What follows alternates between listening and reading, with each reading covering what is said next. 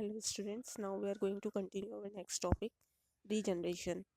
इससे पहले हमने चैप्टर का जनरल इंट्रोडक्शन देखा कि कैसे ऑर्गेनिज्म जो है रिप्रोड्यूस करते हैं, क्यों ऑर्गेनिज्म रिप्रोड्यूस करते हैं, why they, what is the need to reproduce, right. इसके बाद किस टाइप के रिप्रोडक्शन होते हैं, asexual mode of reproduction we are going to study.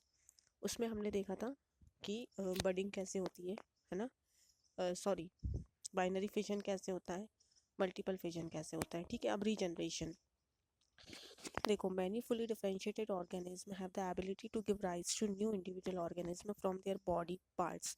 अब बहुत सारे ऐसे ऑर्गेनिज्म होते हैं जिनके बॉडी पार्ट्स, कुछ इंडिविजुअल्स बॉडी पार्ट्स जो होते हैं वो एक न्यू जनरेशन को जो है मतलब कि जनरेशन फॉर्म कर सकते हैं उनके थ्रू, ठीक है ना। They have the ability to give rise to the new individuals from their own body parts, ठीक है। मतलब कि एक कोई भी पीस, ब्रोकन पीस हुआ या फिर कोई भी कट पीस हुआ, मतलब कि टुकड़ा हुआ किसी भी उनके बॉडी पार्ट का, उससे एक न्यू स्पीसीज जो है, न्यू उनका जो उन्हीं का अपना एक न्यू ऑर्गेनिज्म जो है वो फाउंड हो सकता है, ठीक है। जैसे कि देखो यहाँ पर एग्जांपल है, सिंपल एनिमल्स लाइक हाइड्रा और प्लेनेरिया, ठीक है। अगर हम उनको बहुत सारे पीसेस में कट कर दें तो उसके जितने भी हम पीसेस में कट करेंगे उतने सारे पीसेस एक अपने आप में वापस से ग्रो होना स्टार्ट कर जाएंगे, ठीक है। इसको हम बोलते हैं regeneration. Regeneration is carried out by specialised sales.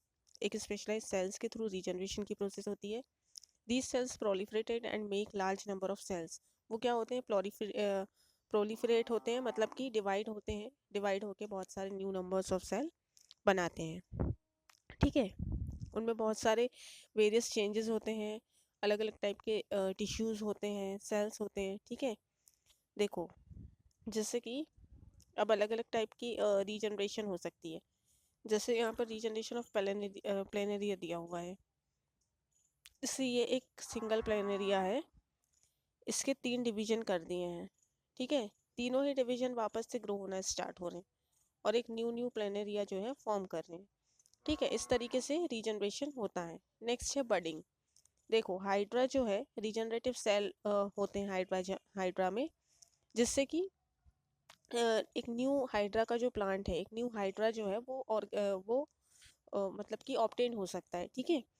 जैसे कि हाइड्रा में बहुत सारे बर्ड्स डेवलप होते हैं, आउटग्रोथ्स होती हैं, ठीक है। फिर उसमें रिपीटेड डिविजन्स होते हैं। देखो यहाँ पर एग्जाम्पल, ये डायग्राम से देखते हैं, ये एक हाइड्रा का प्लांट है, ओके। यहाँ पर ये जो है ये भी इसी तरीके से फॉर्म हुए जैसे ये हो रहा है, लेकिन अब एक जो न्यू, इनको बोलते हैं हम टेंटिकल्स, और जो न्यू फॉर्म होते हैं उनको हम बोलते हैं बर्ड्स। यहाँ से ये फॉर्म हो रहा है, देखो ये इस तरीके का बन गया बड़ा होने के बाद। तो ये जो है ना, इतना पोर्शन, सी, इतना जो पोर्शन है ना, अगर हम इसको कट करें और अलग से ग्रो करना स्टार्ट कर दें तो क्या होगा, एक न्यू हाइड्रा का प्लांट जो है वो ऑब्टेन हो जाएगा, ठीक है। तो इस तरीके से होती है बडिंग, ठीक है। अब देखो नेक्स्ट जो है सी, जो बर्ड्स होते हैं वो टाइनी इंडिविजुअल्स में डेवलप होते हैं। जब वो फुली मैच्योर हो जाते हैं तो उन्हें हम डिटैच कर सकते हैं पेरेंट बॉडी से। मतलब कि अभी ये बर्ड है, ठीक है, ये बर्ड है, जब ये इस तरीके से मैच्योर हो गया, इसमें अपने आप में टेंटिकल्स आ गए, ठीक है, ये एक दूसरा हाइड्रा बन गया। इसको हम निकाल के दूसरी जगह पर अगर लगा देते हैं ग्रो करने के लिए तो इट विल ग्रो सेपरेटली, ठीक है। अब देखो नेक्स्ट है वेजिटेटिव प्रोपोगेशन। वेजिटेटिव प्रोपोगेशन का मतलब है कि प्लांट के किसी भी वेजिटेटिव पार्ट से न्यू प्लांट का फॉर्मेशन होना। वेजिटेटिव पार्ट्स जो होते हैं वो होते हैं जैसे रूट हो गई, स्टेम हो गई, लीव्स हो गई, इनसे न्यू प्लांट्स का फॉर्मेशन हो जाना। मतलब कि अगर आपने रूट निकाली तो दूसरी जगह उसको डाल दिया उस रूट को तो एक न्यू प्लांट बन जाएगा। वैसे ही अगर आपने शूट वाला पार्ट निकाले या फिर स्टेम वाला, ठीक है, या फिर लीव्स निकाल दी, ठीक है, एक पर्टिकुलर प्लांट की कुछ लीव, जैसे बायोफिल्म की जो लीव होती है उसको हमने वहाँ से अलग किया, दूसरी जगह सॉइल में पुट कर दिया और प्रॉपर उसको कंडीशंस दी, मतलब कि प्रॉपर वाटर प्रोवाइड किया, उसको वाटर एंड न्यूट्रिशन मिला, प्रॉपर एनवायरमेंटल कंडीशंस मिली, तो वो एक न्यू बायोफिल्म का प्लांट जो है वो ग्रो हो जाएगा, ठीक है। इसमें क्या होता है देखो, इस वेजिटेटिव प्रोपोगेशन जो होती है उसमें अलग अलग मेथड्स यूज़ होती हैं, जैसे कि लेयरिंग की मेथड यूज़ होती है, ग्राफ्टिंग की मेथड यूज़ होती है। ठीक है, कुछ प्लांट्स होते हैं जैसे शुगर केन हो गया, रोज़ हो गया, ग्रेप्स हो गया। ठीक है, इस तरीके की जो एग्रीकल्चर पर्पसेस में यूज़ होते हैं, इनको हम ग्रो करा सकते हैं। फिर जो प्लांट्स वेजिटेटिव प्रोपोगेशन के थ्रू रेज्ड होते हैं उनमें फ्लावर्स भी होते हैं, can bear flowers and fruits earlier than those produce from the seeds. इनमें फ्लावर्स और फ्रूट्स एज कम्पेयर टू जो सीड्स को हम डाल के फिर प्लांट्स ग्रो करते हैं उसके कंपैरिजन में वेजिटेटिव पार्ट को अगर हम पुट करके करते हैं तो ज़्यादा जल्दी ग्रोथ होती है उनकी। ठीक है, अब देखो कुछ मेथड्स हैं जो कि propagation possible, the propagation of plant such as banana, orange, rose, jasmine, इनको भी वेजिटेटिव प्रोपोगेशन के थ्रू जो है ग्रो किया जा सकता है। ठीक है, क्योंकि उनमें कैपेसिटी नहीं होती सीड्स प्रोड्यूस करने की। देखो बनाना में कोई सीड नहीं होता, ठीक है, ऑरेंजेस में ज़रूर होते हैं, लेकिन अगर उनके सीड्स में कैपेसिटी नहीं है तो आप वेजिटेटिव पार्ट्स का यूज़ करके भी यू कैन ग्रो देम। ठीक है, देखो similarly buds are in the notches along the leaf margin of biofilm fall on the soil and develop into new plant। अब ये एक बायोफिल्म की लीव है। ठीक है, यहाँ पर ये जो छोटी छोटी लीव्स होती हैं, छोटे वाले पार्ट्स जो होते हैं जो न्यूली ग्रो हो रहे होते हैं और जिनको अलग से पुट करके एक न्यू प्लांट को ग्रो किया जा सके, that are called the buds. ठीक है, तो ये जो है ये बहुत सारे बर्ड्स हैं। ठीक है, अगर ये नेचुरली भी सॉइल में चले जाते हैं या फिर हम उनको सॉइल में पुट करते हैं तो they can grow into a new biofilm plant. ठीक है, नेक्स्ट है स्पोर फॉर्मेशन। देखो even in many simple multicellular organisms specific reproductive parts can be identified, the thread like structures that develop on the braid। ये जो है thread like structure जो दिख रहा है इसमें अलग अलग स्पोर्स फॉर्म हो रहे हैं, राइजोपोर्स है उसका स्ट्रक्चर दिया हुआ है। ठीक है ना, राइजोफोर्स जो है राइजोपस, ये क्या है, hyphae of a bread mould. Bread mould में से ये जो है ग्रो करते हैं, मतलब कि माइक्रो ऑर्गेनिज्म होते हैं ब्रेड मोल्ड में, उससे ये ग्रो करते हैं। ठीक है, उनमें they are not reproductive part, वो रिप्रोडक्टिव पार्ट नहीं है। On the other hand the tiny ball on the stick structures are involve in the reproduction. लेकिन ये जो टाइनी बॉल्स हैं, ये जो दिख रहे हैं, ये जो टाइनी बॉल्स हैं they are called the spores.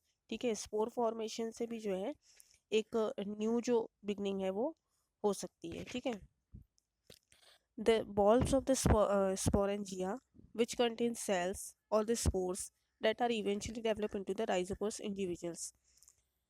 The steps are covered by the spores are covered by the thick walls that protect them until they come into contact with the another most surface and can begin to grow। Spores जो है उनके ऊपर एक protective covering होती है तब तक के लिए जब तक वो मोस्ट सरफेस, मतलब कि एक पर्टिकुलर सुटेबल कंडीशन और सुटेबल सरफेसेस में नहीं आते ग्रो करने के लिए। ठीक है, ये ये जो है ये एक प्रोटेक्टिव कवरिंग है, ये जो दिख रही है, जैसे ये इसके अंदर बहुत सारे स्पोर्स हैं। ओके, तो this is the covering of that and these are the spores. ठीक है, इसके बाद नेक्स्ट है, देखो all the modes of the reproductive that have been discussed so far allow new generations can be created from a single individual। अभी जितने भी mode of reproduction देखें, जितने भी अभी हमने डिस्कस किए इस लेक्चर में और इससे प्रीवियस लेक्चर में, तो वो सब कौन से मोड ऑफ रिप्रोडक्शन थे, असेक्सुअल मोड ऑफ रिप्रोडक्शन थे। ठीक है, जैसे कि हमने बाइनरी फिजन देखा, मल्टीपल फिजन देखा, स्पोर फॉर्मेशन देखा, बडिंग देखा, मतलब अभी तक हमने जितने मोड्स ऑफ रिप्रोडक्शन पढ़े वो थे ए सेक्शुअल मोड ऑफ रिप्रोडक्शन। ठीक है, मतलब कि सिंगल पेरेंट से जो है प्लांट जो है ऑब्टेन हो रहा था। अब हम देखने वाले हैं सेक्शुअल मोड ऑफ रिप्रोडक्शन। जो भी reproductive sexual mode of reproduction में क्या होता है, two parents are involve for the formation of a new individuals. ठीक है, दो डिफरेंट टाइप के सेल्स जो हैं उनका इन्वॉल्वमेंट होता है, तब जाके जो है एक न्यू इंडिविजुअल फॉर्म होता है। ठीक है, the creation of two new cells from one individuals coping of DNA as well as the cellular DNA as well as cellular apparatus। The DNA copying mechanism as well as have noted cannot be absolutely accurate। जो DNA की copy होती है वो हमेशा accurate नहीं होती, वहाँ पर कुछ ना कुछ वेरिएशंस होते हैं, कुछ ना कुछ चेंजेस ज़रूर होते हैं, ठीक है। एग्जैक्ट कॉपी नहीं होती, सिमिलैरिटीज़ होती हैं लेकिन कॉपी नहीं होती है एग्जैक्ट, ठीक है। अब देखो सेक्सुअल मोड ऑफ रिप्रोडक्शन में क्या होता है। रिप्रोडक्शन जो है incorporate such a process of recombination DNA from two different individuals during reproduction. दो डिफरेंट इंडिविजुअल्स के जो डीएनए हैं वो कंबाइन होकर एक न्यू इंडिविजुअल्स बनाते हैं। इस वजह से वहाँ पर एग्जैक्ट कॉपी नहीं होती, but there is a similarity, मतलब कि जो भी न्यू ऑफस्प्रिंग फॉर्म हो रहा है, न्यू एम्ब्रियो फॉर्म हो रहा है, उसमें दोनों ही पेरेंट्स की जो है कुछ ना कुछ जो कैरेक्टरिस्टिक्स हैं वो सिमिलर हो सकती हैं, ठीक है। देखो if each new generation is to be combination of DNA copies from two pre-existing individuals, then each new generation will be end up having twice the amount of DNA।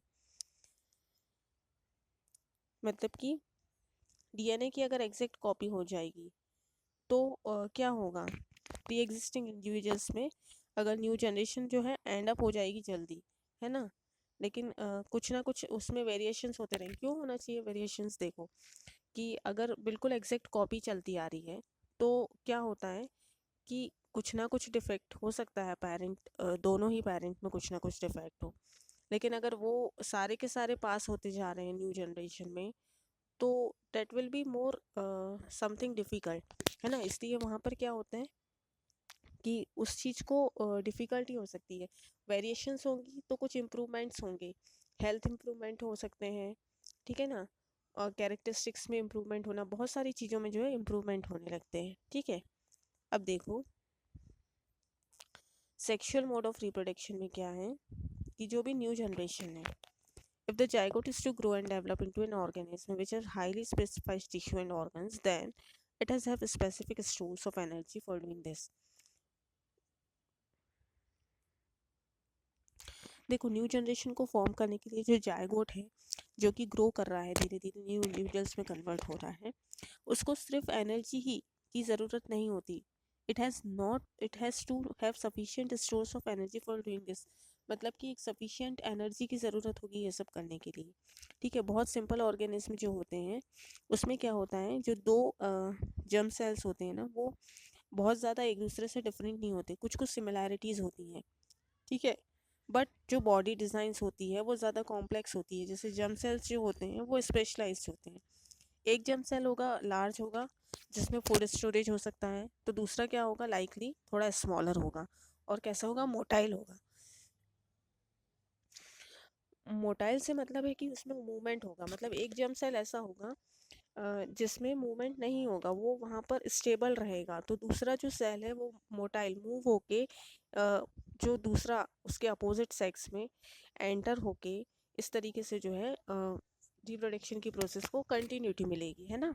तो देखो कन्वेंशनली क्या होता है, जो मोटाइल जर्म सेल्स होते हैं उनको हम मेल गैमेट्स बोलते हैं, ठीक है। और जो जर्म सेल्स जिसमें स्टोर्ड फूड होता है, ठीक है, जिसमें बहुत सारे स्टोर्ड फूड होता है फॉर द न्यूट्रिशन, है ना, फॉर द न्यू इंडिविजुअल्स के लिए न्यूट्रिशन की ज़रूरत होगी, है ना, एनर्जी की ज़रूरत होगी, तो वो जो होता है वो किस में होता है, फीमेल गैमेट के अंदर होता है, ठीक है। We shall have seen in next few sections how the need and, देखो हम अभी आगे जो पढ़ेंगे उसमें ये हमको ज़्यादा अच्छे से समझ में आएगा, ठीक है। Sexual reproduction in flowering plants, जो फ्लावरिंग प्लांट्स होते हैं उनमें भी सेक्सुअल रिप्रोडक्शन की प्रोसेस होती है।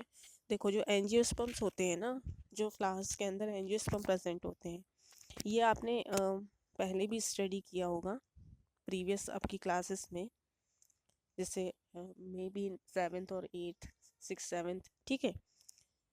तो देखो प्लांट्स फ्लावर्स के अंदर बहुत सारे अलग अलग पार्ट्स होते हैं, जैसे सेपल्स हो गया, पेटल्स हो गया, स्टैमेन हो गया, पिस्टिल हो गया। तो स्टैमेन और पिस्टिल जो होता है ना वो फ्लावर का रिप्रोडक्टिव पार्ट होता है, ठीक है, जिसके अंदर जर्म सेल्स प्रेजेंट होते हैं। अब वो जर्म सेल्स जो हैं उनसे जो है रिप्रोडक्शन की प्रोसेस होती है और न्यू फ्लावर जो है, न्यू प्लांट जो है वो फॉर्म होते हैं, ठीक है। एक हो गया सेपल और एक हो गया पेटल, ठीक है। सी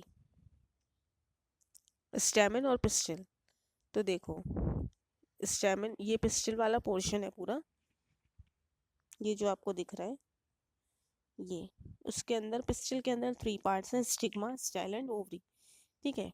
और एक होता है स्टैमेन जिसके अंदर 2 पार्ट्स होते हैं, एंथर और फिलामेंट, ठीक है। तो ये जो है मेन रिप्रोडक्टिव पार्ट है फ्लावर के। जो फ्लावर यूनिसेक्सुअल होते हैं जैसे कि पपाया होते हैं, वाटरमेलन होते हैं, when it comes either when it contains either stamens और पिस्टल्स, और बाइसेक्सुअल जैसे कि हिबिस्कस है, मस्टर्ड है, ये बाइसेक्सुअल होते हैं, ठीक है ना। इसमें स्टैमेन और पिस्टल दोनों होते हैं। तो स्टैमेन जो है मेल रिप्रोडक्टिव पार्ट होता है, ठीक है, और जो पिस्टल होता है वो फीमेल रिप्रोडक्टिव पार्ट होता है। स्टैमेन क्या प्रोड्यूस करता है, पॉलिन ग्रेन प्रोड्यूस करता है जो कि येलोइश होते हैं कलर में। देखो सी,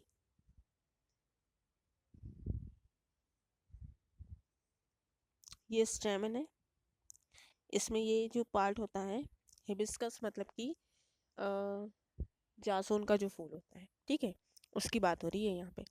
तो ये जो है येलो कलर का, ये स्टैमेन होता है, ये होता है मेल रिप्रोडक्टिव पार्ट, ठीक है। जब ये पॉलन ग्रेन प्रोड्यूस करता है, पॉलन ग्रेन मतलब कि इस तरीके से, जैसे ये येलो येलो है, इस पे बहुत सारे इस तरीके के डॉट्स डॉट्स होते हैं, ठीक है। तो ये डॉट्स जो हैं these are the pollen grains, ठीक है, येलोइश कलर के होते हैं।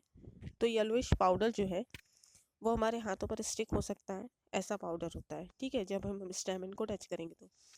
और पिस्टल जो है बिल्कुल centre of the flower, flower के सेंटर में प्रेजेंट होता है, जो कि फीमेल रिप्रोडक्टिव पार्ट होता है।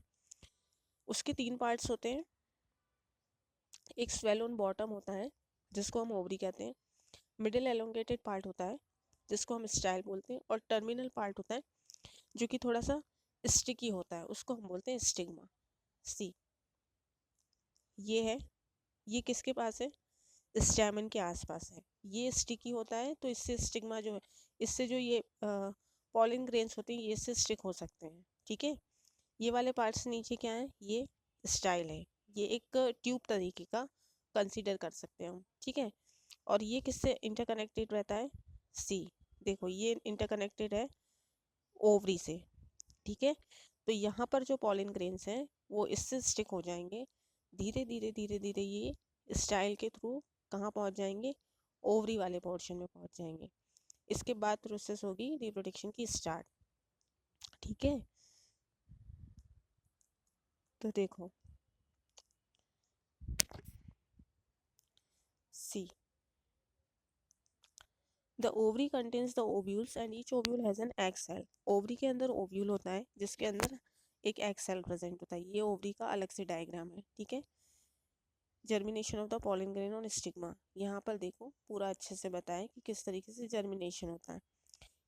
ये है ओवरी, इसके अंदर ये है एक ओव्यूल, ओव्यूल के अंदर होता है एक जर्म सेल, देखो ये दिख रहा है, ये होता है फीमेल जर्म सेल, ठीक है। ये जो है इसको हम बोलते हैं पॉलन ट्यूब, जो हमारा स्टाइल जिसको कहा गया है, ठीक है, वो होती है पॉलन ट्यूब।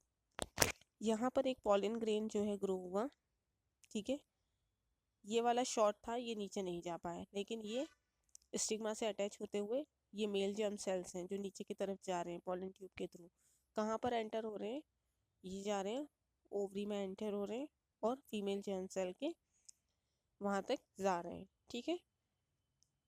तो देखो क्या होता है, द स्वेलन बॉटम, ये तो आपने 3 पार्ट्स देख ली। Ovary contains the ovule and each ovule has an egg. The male germ cells produce the pollen grains, fuses with the female gametes present in the ovule. Male germ cells जो होते हैं वो pollen grain produce करते हैं, female gametes जो होते हैं वो ओव्यूल कहाँ पे होते हैं, ओव्यूल में होते हैं। दोनों का फ्यूजन होता है, फिर फर्टिलाइजेशन की प्रोसेस स्टार्ट होती है, जाइगोट का फॉर्मेशन होता है, और धीरे धीरे न्यू प्लांट्स की जो है वो बिगनिंग होती है, ठीक है। Thus the pollen needs to be transferred from the stamen to the stigma, इसलिए ऐसा होने के लिए पॉलन ग्रेन को कहाँ ट्रांसफर होना जरूरी है, स्टेमन से स्टिग्मा में जाना जरूरी है। If the transfer of pollen occurs in the same flower, अगर सेम फ्लावर के अंदर ये कंडीशन हो रही है तो हम उसको बोलते हैं सेल्फ पॉलिनेशन। लेकिन यही कंडीशन अगर अनदर फ्लावर में हो रही है, ठीक है, तो हम उसको बोलते हैं क्रॉस पॉलिनेशन, ठीक है। This transfer of pollen from the flower to the anther is achieved by the agents like wind, air, water, ठीक है, इंसेक्ट्स, एनिमल्स, किसी के भी थ्रू हो सकता है, जैसे एयर के फ्लो से पॉलन ग्रेन्स जो है इधर से उधर पास ऑन हो गए, उससे भी पॉलिनेशन की प्रोसेस हो सकती है। कुछ इंसेक्ट्स हैं, उन्होंने अपने माउथ में उसको लिया और दूसरी जगह पे पहुंच गए, उससे भी हो सकती है। ठीक है, थोड़ा सा भी पॉलन ग्रेन पहुंच गया तो हो सकता है कि वहाँ पर फर्टिलाइजेशन की प्रोसेस जो है वो स्टार्ट हो जाए। ठीक है, after the pollen lands on the suitable stigma, जब पॉलन एक सुटेबल स्टिग्मा पर लैंड करते हैं तो वो फीमेल जर्म सेल्स के अंदर जाते हैं। ठीक है ना, अगर वो सुटेबल स्टिग्मा पर लैंड नहीं हुए तो नहीं भी जाते। ठीक है, for this the tube grows out of the pollen grain and travels through the style to reach the ovary. इसकी वजह से जो वो ट्यूब है वो किस तरीके की बनी है, जस्ट अभी हमने डायग्राम में देखा है ना। यहाँ पर हमारे पॉलन ग्रेन होते हैं, यहाँ से एक ट्यूब गई होती है जो कि ओवरी से अटैच होती है। ठीक है, after fertilisation the zygote divide several times to form an embryo within the ovule. Fertilisation के बाद जाइगोट जब फॉर्म हो जाता है तो उसमें सेल डिवीजन होता है। ठीक है, फिर धीरे धीरे किसका फॉर्मेशन होता है, एम्ब्रियो का, ओव्यूल के अंदर। The ovule develops a tough coat, ovule जो है एक टफ कोटिंग बन जाती है। ठीक है, जनरली वो कोटिंग किससे कवर्ड रहती है, सीड से कवर्ड रहती है। ठीक है, इसके बाद क्या होता है, जो ओवरी है वो रैपिडली ग्रो होना स्टार्ट करती है, मतलब कि स्पीड से ग्रो होना स्टार्ट करती है और धीरे धीरे क्या फॉर्म करती है, फ्रूट में कन्वर्ट होती है। ओवरी वाला जो पार्ट है वो सीड में कन्वर्ट होता, सॉरी, ओव्यूल वाला जो पार्ट है वो सीड में कन्वर्ट होता है और ओवरी वाला जो पार्ट है वो फ्रूट में कन्वर्ट होता है। Meanwhile petal sepals stamen style stigma में शिवरल एंड फॉल ऑफ। इसके बीच में हो सकता है पेटल्स जो है, सेपल्स जो है, स्टेमन जो है, स्टिग्मा जो है वो एक बार ग्रो कर जाए, फॉल ऑफ हो जाए, लेकिन ये वाली अदर जो प्रोसेस है, formation of seeds and fruits, वो स्लोली स्लोली चलती रहती है। ठीक है, इसके बाद नेक्स्ट है reproduction in human beings. This we are going to continue in our next lecture. Thank you, students.